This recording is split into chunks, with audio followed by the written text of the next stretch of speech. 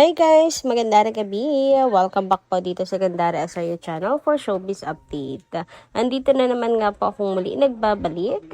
Ang nagmamaganda ninyo kachismosang Kim Pao, wala na nga pong iba, ang lokaret na si Gandara SRU upang maghatid po sa inyo ng latest update and fresh happenings patungkol kina Kim Chiu and Paolo Avellino. And para nga po sa gabing ito, ang tatalakayin natin at pag-uusapan ay patungkol nga po dito sa nilagak na pera ni Kim Chiu sa kanya pong pagtulong sa mga jeepney drivers, sa mga tricycle drivers, mga kakimpaw kanina lamang. Kaya naman laman na naman nga po ng social media si Chinita Princess. Pero bago po ang lahat ng yan, sa mga hindi pa nakaka-subscribe sa ating channel, maaari lamang na pindutin po ninyo ang subscribe button natin at notification bell na riyan po sa baba upang kayo ay maging updated at ma-notify tuwing may bago tayong chika at balita hinggil sa Kim Pao. Basta mga balita na may kinalaman kina Kim Chiu and Paolo Avellino, sagot na nga po natin yan. And nais rin po pala natin magpasalamat sa ating mga taga-subaybay na nakatutok parati sa atin pong daily updates. Sa pamamagitan nga po ng pagbabasa ng kanilang mga komento at para bigyan na rin ng tinig ang kanilang mga opinion at saloobin sa mga nangyayari kaganapan kina Kim and Paolo bilang mga fans at taga-suporta nila.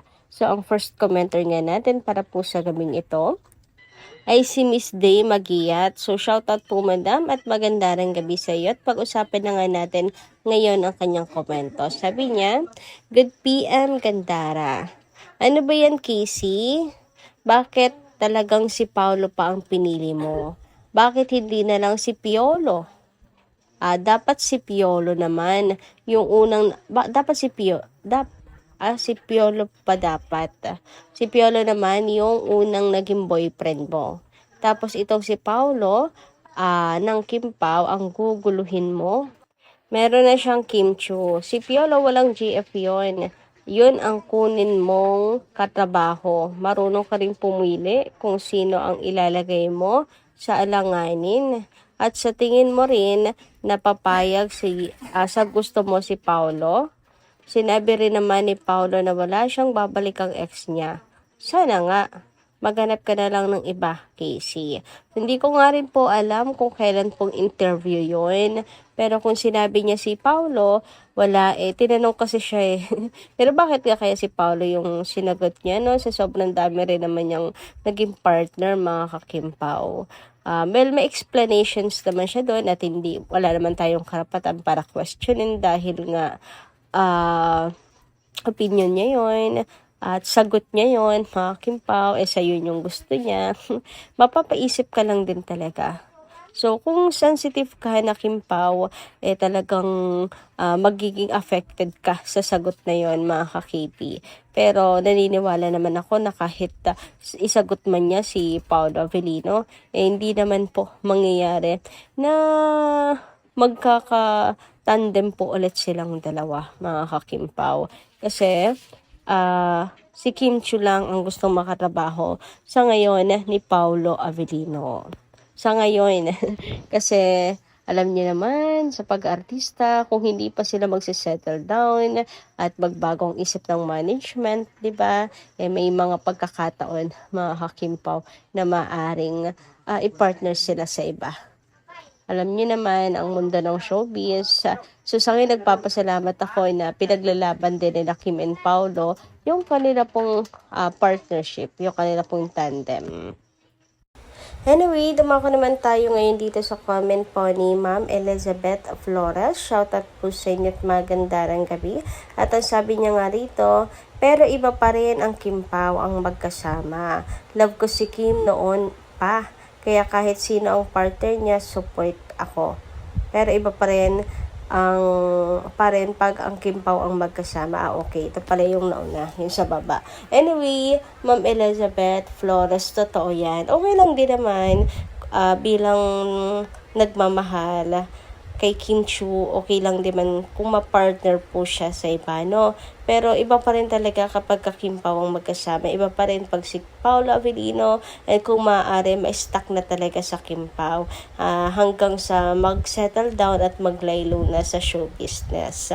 Pero ayun na nga, nasa Kim Pao pa rin po ang desisyon at hawak nila ang desisyon mga ka-Kim Pao. Samantala, sabi naman ni Ms. Norma Daya Gandara, thank you for immediate moves of Sofia Andres for your action on the scene during the Prime Video endorsement. Oh my God, really JSM. Bahala ka na, Gandara. Mag-big C ng meaning ang acronym na yan. God bless KP. Alam mo, nakagets ko na agad po yung M, Madam Norma Dayag. Pero sa utak ko na lamang po yun. So, iba, hindi ko alam kung sadyang doon pinapwesto, kaya, magkatabi sila ni Paolo, pero buti nandun nga po si Sofia Andres at pumagitna sa dalawa. So, napakatalas din talaga ng utak ni Sofia. Ang bilis ang mag-react no? Gandara, good day. Yes, very obvious itong si JG. Very flirty. Yet, as she is the first to make a move so that Paolo will recognize, and her dress is very deductive. Oh, what a shame to people who were there at the moment, where many of them are present to promote their series or movie by Prime Movie. Gandara, kaya nga nagpa-preserve si Kimi ng excels niya. For sure, ni Kimi will have a child of their own. God bless KP. So, ayan po mga Kim Pao. Parang ang layo bigla. Bakit napunta po sa pagpe-preserve ni Kimi ng Excels, yung usapan natin sa Prime, Ma'am Norma Dayag. But anyway, totoo naman yung sinabi nyo. Talagang pinaplano lang ng maigi ni Kim talaga yung future at the same time tungkol sa Prime series na gagawin nila Kim and Paolo. Excited na po ako mga ka-Kim Pao. Ayan, bumiyahe sila sa Korea. Ayan, pero nasa casting pa lang daw po sila Anyway, dumako naman nga tayo dito sa ganap ni Kim Chu kanina kung saan after showtime, diretso nga po agad siya sa pamimigay mga ka-Kim Pao ng ayuda. So, meron pong Chowking, meron pong groceries, and meron din pong pa-full tank ng gasolina sa mga jeepney drivers and tricycle drivers mga ka-Kim Pao. Grabe, no? Ang daming nilabas na pera ni Kimi. For sure, milyones mga ka-Kim Pao. Kasi naka-third location po sila mga ka-Kim Pao. Walang kapaguran si Kim kasi personal po siya naghatid ng tulong mga ka-Kim Pao sa ating pong kababayan. Nag-showtime pa yan siya pero walang kapaguran. Sabi nga dito ni Natsuki Sistik mula po sa X, credit po sa inyo. Dear Almighty Father, please protect this beautiful soul from the snare of the devil, and from people who will try to ruin her. Please grant all the wishes whatever her heart desired, Papa God. This I pray in Jesus' name. Amen. Yes, true. Sana po, Lord, ibigay niyo po sa kanya anuman po ang mga wish at desire ni Kim sa kanya pong puso. At ilayo niyo po siya sa mga taong sinisira po siya at syempre sa mga evil eyes, sa mga inggitera dyan sa tabi-tabi mga ka-Kim Pao, Lord, na nagdudulot para po durugin nila si Chinita Princess. Kasi napakabuti po ng puso ni Kim. And darito nga po ang post ni Ate Hides kanina. Third stop after showtime, mga ka-Kim Pao. So, ilang location ang pinuntahan ni Kim Chu after po ng showtime. Walang kapaguran. Basta pagdating sa pagtulong, mga ka-KP. Diba? And for sure, milyones ang nilagak ni Kim Chu dito po sa kanyang charity na to. And hindi po nakapagtataka kung si Paolo Avellino ay mag-share din kay Kimi para po dito. Alam niyo naman si Pao, hindi po yan pala ano po ng kanyang mga ginagawang pagtulong. Naalala niyo yung pagbigay din ni Kimi ng ano po, mga materyales sa mga taga Cebu na nabiktima po ng lindol. Ayan, naalala niyo yun?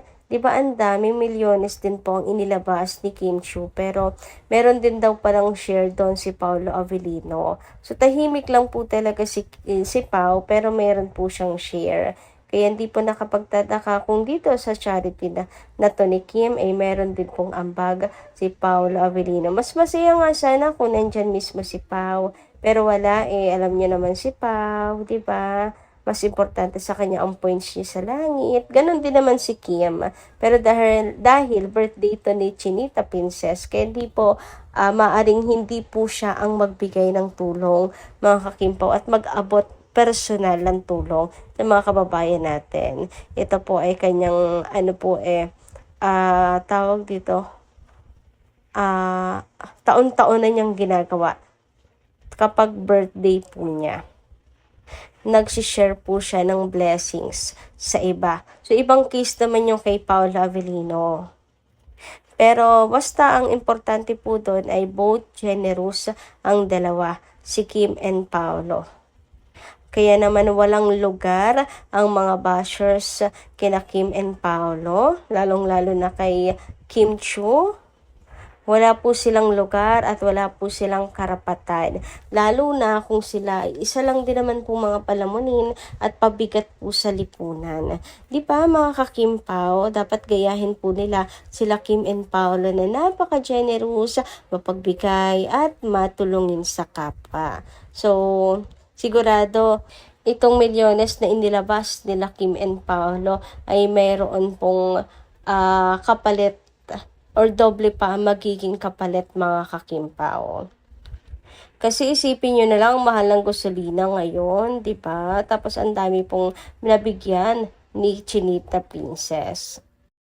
Anyway, hanggang dito lang po muna ang ating update. Maraming salamat kayo sa inyong pakikinigan. Kita-kits po muli sa mga susunod nating chika. Maraming salamat at ingat po kayo palagi.